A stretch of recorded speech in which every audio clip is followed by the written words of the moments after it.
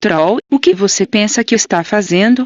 Uma fogueira, Rosie. No quintal da minha casa, eu posso fazer a merda que eu quiser. Mas você está fazendo essa fogueira no quintal da minha casa, Troll. E? É mesmo. Rosie, dá para trazer mais lenha para a minha fogueira? Só se for para te jogar nela, Troll. Nossa, que hostilidade, Rosie. O que foi que eu fiz? E você ainda pergunta? Quem foi que te autorizou a fazer uma fogueira no meu quintal? Você não gosta de fogueiras, Rosie? Mas é claro que não. O cheiro da fumaça me dá dor de cabeça. Oh! Puxa! Que merda! Pois fique sabendo que eu vou continuar fazendo a fogueira no seu quintal e você não vai me impedir.